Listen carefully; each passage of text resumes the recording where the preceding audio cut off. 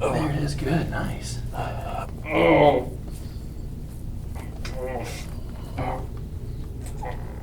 Farfignugan. Oh, yeah. Farfignugan. Driving enjoyment. That's exactly what I was going to say, Ed.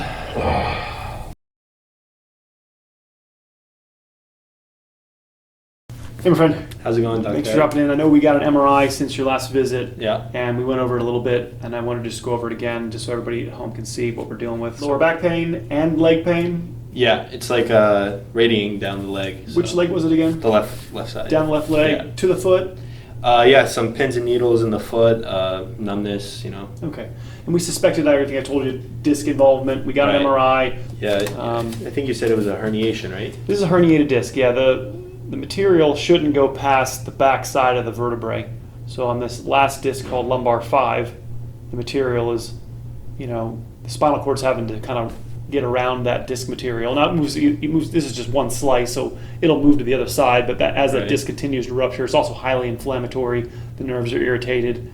The nerves don't like being touched, and that's what creates that sciatic pressure. I was looking at that, and I couldn't believe it was that herniated. Is right. We got it. So the main take home that we want to talk about is the only reason that the material is so extruded out posteriorly is that there's so much pressure on the front. And that's the primary principle of what, I know you brought your dental today, and we'll do that again, make sure we're placing it properly.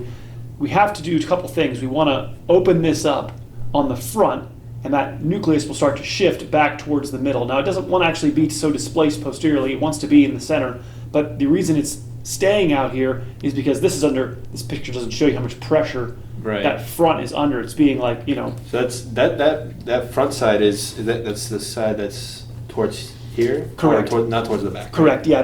Your belly would be over here. Yeah. This would be your skin and your back on the right side here, and then that's the front part is here. So we call that the anterior posterior. So the front side is so compressed, and that's what's shifting everything towards the back. So we want to get the pressure off the front, and then that nucleus will start to shift. And then additionally, what I think about is how young most of the rest of the discs of your spine are. Notice they're mostly white, right? The center parts, which is white, is water on this MRI. And so as you see, the last disc is lost, it's getting darker in its color, which means that it's losing its water. It's starting what we call desiccate and dry up. The good news that I want to say is that how the other discs in your spine have plenty of life to get you to 90, but we have to get them working again. Right. The image doesn't show where you're bending. It just shows you where you've worn out your spine. Your middle back, your upper back is healthy. We want to really be aggressive with the dental and adjustments on these areas and leave this alone to not further stress out that injured disc. Right. I did lay on the other day. I've been kind of avoiding the dental because I don't know exactly where I'm supposed to put it, and I think last time you said I was putting it underneath the shoulder blades, a little bit underneath the shoulder blades, and you said to go lower. So I just want to know exactly where to put it before I start movement in the part of my back I shouldn't be. We'll go over all that by the end. The main quick answer to that is that there's no real wrong spot other than perhaps the lower back. As long as we're not making the lower back any worse, we're going to start farther away. So initially we'll start with the pressure perhaps higher, because this area is so loose that sometimes even when you press here, this might move, and that's not good. As this starts to be loosened up more, this will move independently. This will stop moving so much, and then over a period of months, you're going to start bringing it down, and ideally it's right about here. Okay. This is where your injury's down here. We want to have the thumb part of the dental a little bit higher with the tapered part supporting the lower. We're changing think of like a piece of paper or a postcard. You keep folding it back and forth, and now it's starting to tear. We want to create a new fold where it originally was when you were young. The middle back is the primary mover when we're young. Lifting weights and sitting locks your middle back, and now your lower back for 10 years has been your main engine. Your middle back is shut down. Cross your arms for me. All right, take one deep breath in. Head back. Let all the air out. Yeah, deep breath in. Here we go. Exhale. There we go. All right, deep breath in. Forward. So there we go. Deep breath in. Exhale. Chin down. lot more. I know. That felt good. I'm gonna leave your lower back alone, so we're gonna stay right there on your back. Easy. There you go. I got you. All right. Nice. Yeah. Chin up. There you go. I got you. Oof. Wow. Oh my gosh. Yeah. We gotta do the same thing with your middle back. It needs to just be effortless up there, and no restriction, no stiffness. It's easy to get through school and leave stiff because there's not much done to keep us supple. Yeah. We sit for 10 hours or whatever plus hours, and then we gym, and then we end up going into life. Yeah, I'm looking to invest in a standing desk. Mm-hmm. Excellent. Yeah. It's probably the next step. That's the new smoking is sitting. It's tough. You were telling me, I think maybe right before when Carl left, he was saying how when he sits and then goes to stand up, that it's worse. Yeah. And that has a lot to do with the pressure that the disc's under when you're sitting, and then you go to stand up, that hole actually gets smaller. So it gets bigger when you bend forward, and then it gets smaller when you go to stand up. So you have that, and then it takes a few minutes for it to calm down, but it has to do with that stenosis. I noticed that because I saw that when you bend your neck back, you're supposed to have, I think, 3 like creases. I don't know if that's any correlation, but I have one, just one crease. So I got like nervous a little bit. I was going to ask you about that. Yeah, it's okay for it to have multiple creases. The main thing is that if there's no crease in your upper neck, right? So the upper neck, if it's totally rigid at the upper neck, that means that all the folding mechanically, you have what we call hypermobility of the lower neck, and that same story that's happening in your lower back will happen at your lower neck. Right. The cervical 5, 6, and 7 in the lower neck account for about 99% of disc injury. Mm. So lumbar 4 and 5 in the lower back, and cervical 5, 6, and 7 in the neck. 99% of disc injury are in 5 vertebrae. Out of 24 possible vertebrae, 5 have all surgery, and nobody talks about it. We're not pulling back the Wizard of Oz curtain and letting people know that, hey, there's somebody pulling levers back there, and we're seeing a pattern.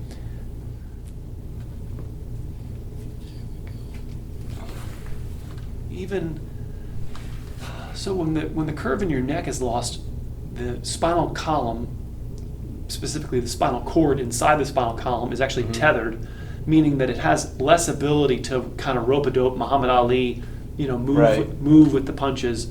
So those holes that the nerves go through, the nerves are held tight when there's no curve in your neck. And so there is a group of chiropractors called upper cervical chiropractors that will almost exclusively work on the upper neck, even when somebody has a lower back problem. You're like, but it's down here. Why are you just rupturing into my neck? And part of what they're accessing and part of what their treatment is the more we get curve in your neck, the more we get your upper neck loosened up, and the more we align your neck, the spinal cord is not tethered the same way, and then you get alleviation of sciatica by making the nerves not tight like ropes, and then they can kind of move away from the discs. They have the ability to move away from that bulges. The bulge doesn't change. You haven't fixed the herniated disc, which is what the Denerol is going to accomplish. But that's where just keeping your head back, keeping your ear over your shoulders will alleviate some level of that sciatica, because it takes that tethering, that tension off the cables. Yeah, some soreness here. These are the roots of your neck right here. The same muscles that attach up here have roots down here.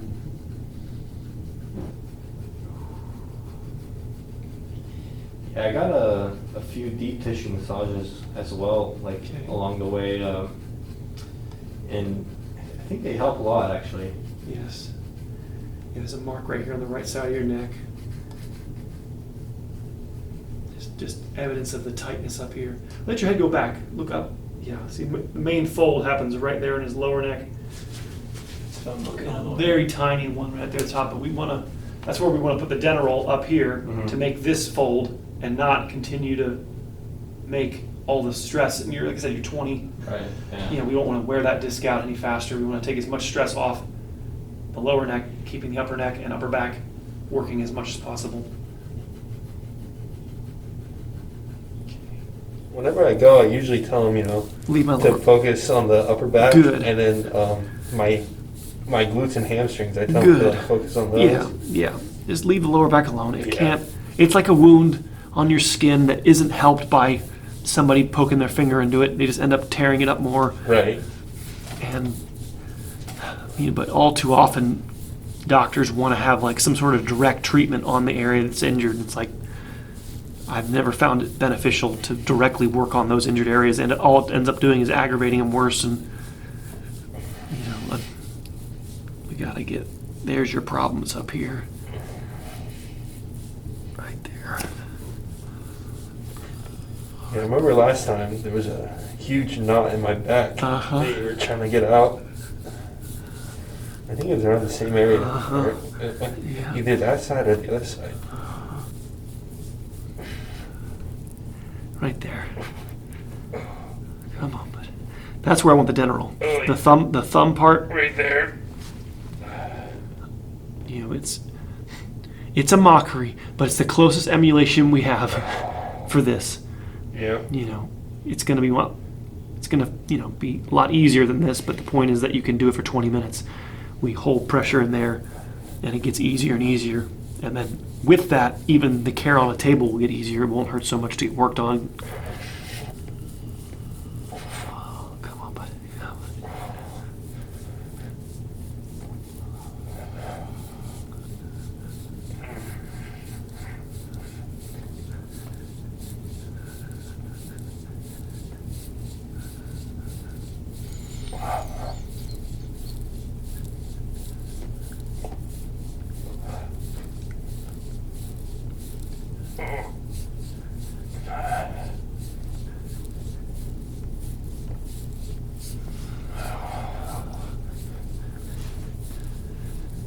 Like this rib right here was injured right there. It's been torqued.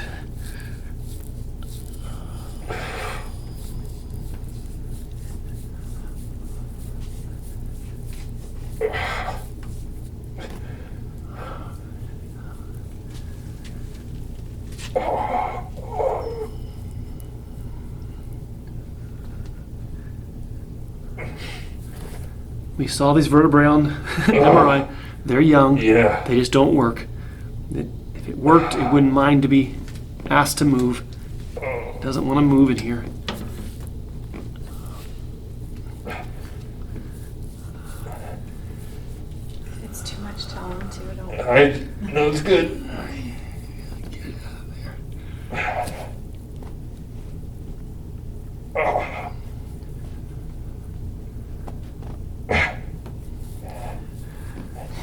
So I suppose when you're getting a massage, they don't do it like that. No, not like that, Ed.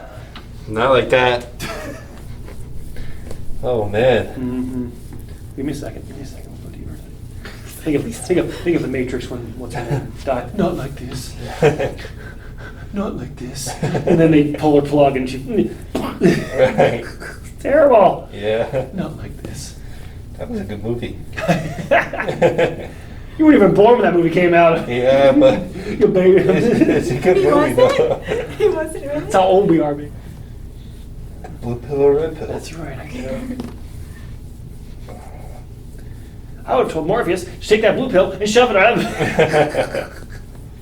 Wonder what happened if you take both pills. Right, that's right. Get a purple pill. That's right, you get a purple pill. Oh my.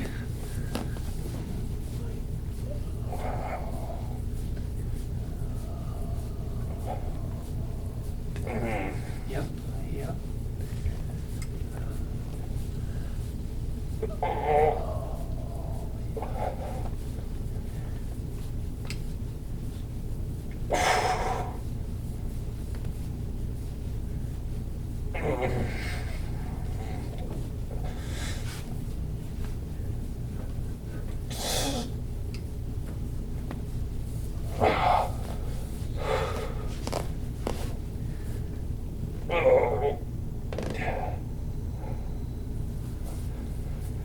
Oh, man.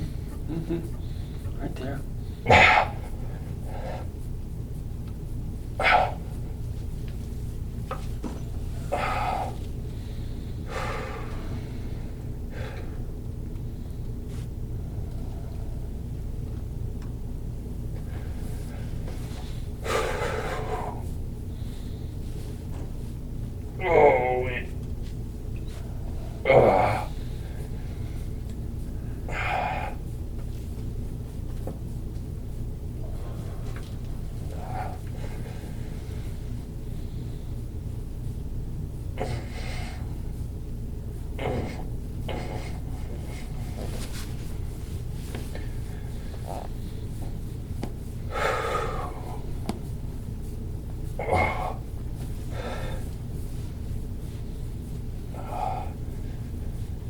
You're doing great.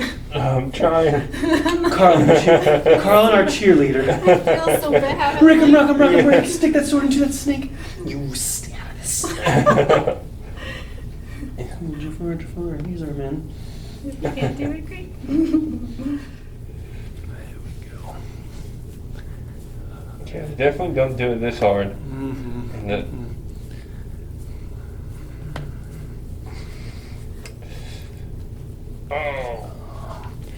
It's like, it's very similar to the gym. You know, if you don't create stress, there won't be change, right? right, yeah. If you don't create a stress in a muscle, right? Mhm. With at least with weightlifting, it's about, Right. you know, almost, you know, tearing it up a little bit, Yeah, right? You're trying to the muscle microscopically fibers. tear the muscle up a little bit so that it regrows bigger, Mm-hmm. right? Yep. If you don't actually burn and push through that, you're not going to get Right. the results.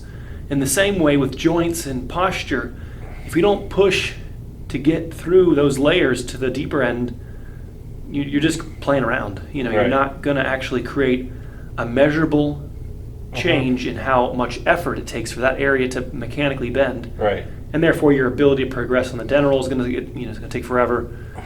You know, and then that disc's going to, you know, we're on a clock. We want to slow as much aging as we can on that injured disc. Mm-hmm. You're 20 and that disc looks, gosh, 60. You know, it's way too old down there, but we Right. want to calm that area down and slow the area's aging so you can catch up to it. So when you're 50, it looks 65. Right. You know, you're going to catch up to it. And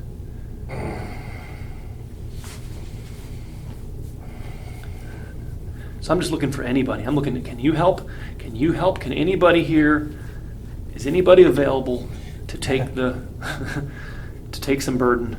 Can you assist? Can anybody take some of the work that L5's been doing? I'm looking for anybody here that can help us out. Oh man.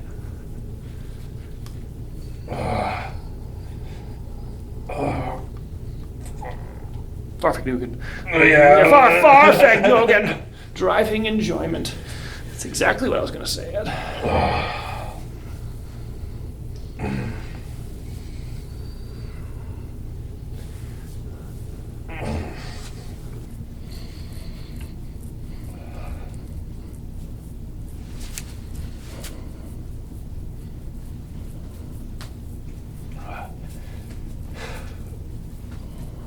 Oh.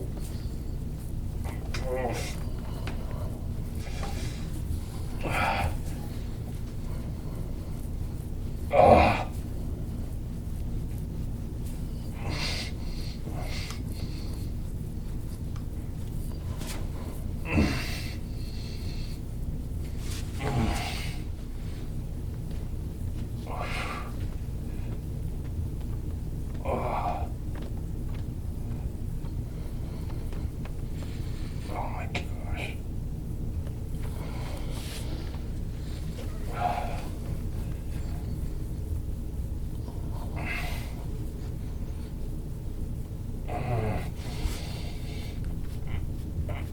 I remember being a kid going with my dad to chiropractors' offices and my dad trying to, you know, ask for a certain level of, you know, for certain areas to be worked on Right.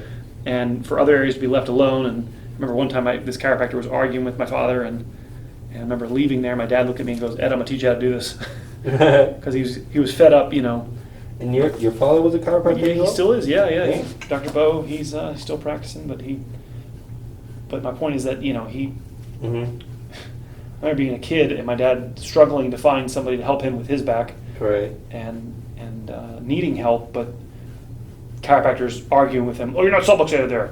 You need to be adjusted there." You know, kind of idea. Right. And because we had this old archaic model of only adjusting where there's a subluxation. Mm-hmm. and they use this little spinothermogram to go up and down your spine to see where the heat differences are, and then that was used to identify where you need to be adjusted and your x-rays, and but to me it's all so antiquated in understanding why vertebrae go out of alignment because there's a problem.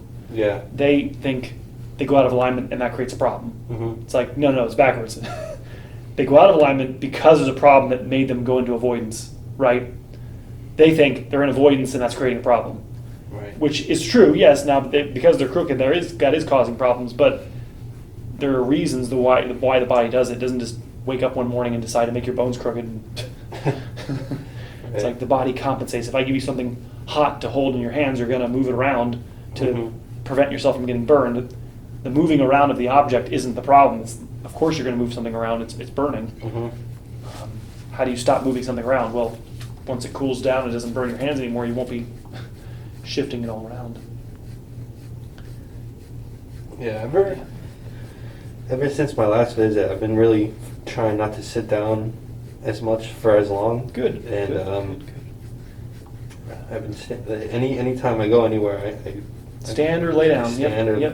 stand or lay down. That'll slow the stress on it. It doesn't stop. Standing is still compression, but we want to have the right alignment when we're standing, and that's what the Deneroll restores. Right. So that when you're standing, you have a more even spread of the forces. So I think of it like a sandwich, peanut butter and jelly sandwich. Nobody wants this peanut butter and jelly sandwich where all this peanut butter's in one clump. Right. Right, and the jelly's in another clump.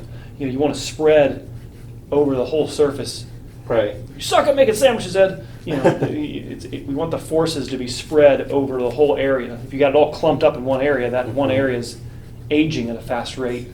So we want to take the work that's happening down here and spread it to the surrounding areas. It's beginning to, even when I wake up in the morning, just laying in bed in the morning, I'm feeling the pain. It's going to be more swollen in the morning. It's laying on my side, Yeah, the disc is made of water, so when there's no gravity on it, it swells up. Right. And so you'll see it, typically worse in the morning, worse at the end of the day. In the middle of the day, you're okay. Endorphins are high, cortisol's high, blocks pain. Right. And so it'll come in waves, and that's exactly what a disc injury will do. It's just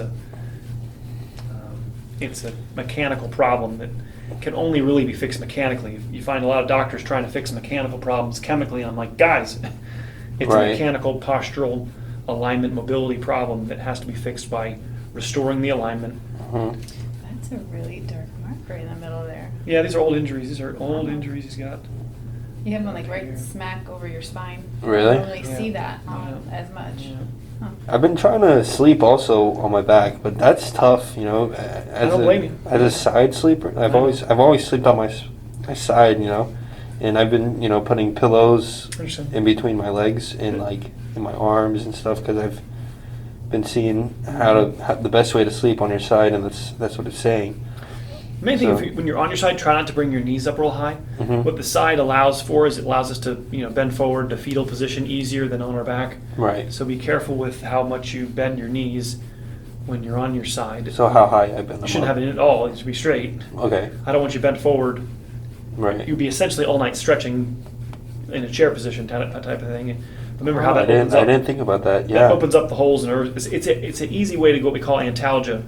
Side sleeping is an avoidance. Now, as we make your back healthier, you won't feel the need to avoid it, right? That would be the goal of your treatment, is that as you progress on your Deneroll and as you progress with your chiropractic, that, hey, I don't notice any difficulty laying on my back anymore. Right. I did initially because my back was inflamed and injured, and I had to run away from it.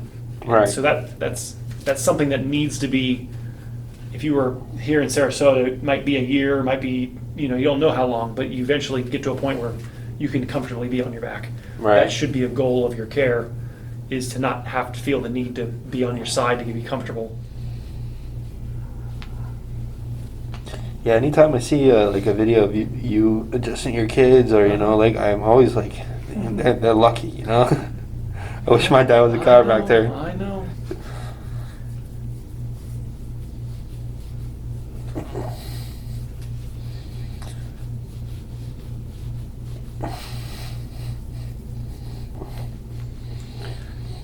There's some research I was reading recently that talked about this joint only has like 0.03 millimeters of movement. So, Really? you know, it's not as impactful as once thought. In order to take the stress off the lower back, I think this is the primary. But there is some improvement that can be made by working this joint, but not as much as maybe we previously Right. thought. I do think about, though, that muscles in here, when these muscles are tense or inflamed, the Right. nerves have to travel through this area, so they can be mechanically or chemically irritated by tightness in the glute. Right. Now, ultimately, the tightness here comes from posture, from the health of the nerves in the lower back, and whether or not they're hitting, being irritated. So it's ultimately about getting stress off the lower back. But that still doesn't mean I still think it's valuable to work in here. But I was kind of shocked when they told me that Yeah. 0.03 millimeters of movement. Like, it's very Very little. little mobility, while these joints are under, you know, many millimeters of motion. So, so very little mechanical participation. That's why many times this joint will just fuse itself.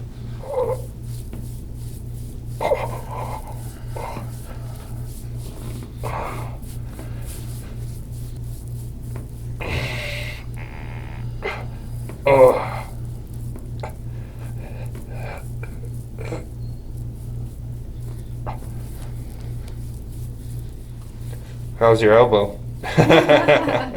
Is it sore? I can go all day and all night.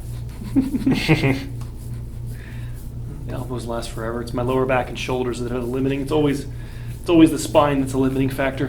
Right. The bottleneck is always the back.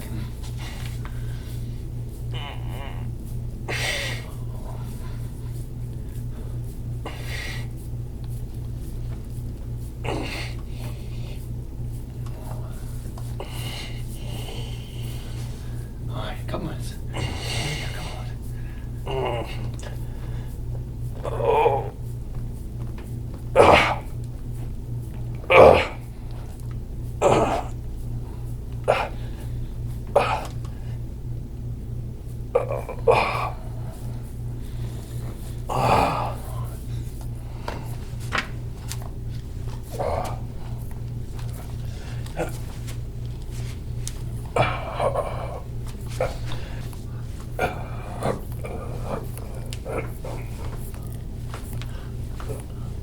There it is. Good. Nice. Yeah, those joints haven't moved like that in a long time. It might be a little heavy. Breathe. Oh. How's that possible? Do you get the idea? Oh man. I just sat on you. Oh my I didn't get those. You have to actually bend your back. Looks good. I mean, you could be a little lower. Do you understand? Right. But I would spend a good month either here or higher. Do you understand? Okay. If this position is too difficult or the lower back starts to get aggravated, you move higher. Right. Slowly. Yeah. There you go. Perfect. Look at you. Excellent. 5-10 seconds, and then bring your knees back up. There you go. And then move the feet left a little bit, and then knees right. There you go. There you go. This should help you get to 20 minutes because you can move the pressure around a little bit. I kind of like to do a little wiggle every once in a while, bring knees side to side, and then most part you keep the knees in the middle and you stay right here for about maybe another minute, and then you do those knees left So and right. the legs shouldn't be. Ideally, eventually they're going to be straight, yes. Yeah. But why we have them primarily bent at the beginning is that we're worried about stenosis at the bottom. Remember how that hole gets bigger when your knees are bent? Right. And we're transferring curve. You have too much curve at the bottom and not enough curve in the middle back. So we're trying to move some of the curve. We're taking it out of your L5 and putting it in your middle back. And this guy just got a middle, lay back for me, I got you, but this is where we're trying to make that new fold at the top. There you go, perfect. You're just molding your neck curve back in, same. You can't do them at the same time. It kind of gets half benefit each if you do them at the same time. So you Right. kind of have to do one at a time. The eventual goal is that this goes into a pillow and then you just sleep on it. But initially you do this similar 20 minutes on the floor. Same concept of now with your upper back being so stiff, I find that getting your chest loosened up and getting the chest pushed in makes this eventually more beneficial. That's where I was when I lifted your arms up like this. Yeah. And I pushed in all that rigidity in your chest Yeah, It's like this, if your head's forward and the chest is stiff, you can't really bring your head back. You gotta get your chest in right. to let the head come back. So we call that coupled motion. Mm. The chest has to be forward, but if the chest is locked and it's in the wrong position, then we have to first get the chest, a little more supple. You'll alleviate that with the back dead roll. The upper back will start becoming more loose, but it's about restoring as much mobility to your chest, and then the neck can actually come back. This one's actually pretty comfortable. Yeah, it's not. That's why I don't show these people this one. If I show you this one too early, it's like, oh, I'm never doing the lumbar one. I love it. Yeah. But we got to focus on that middle back one.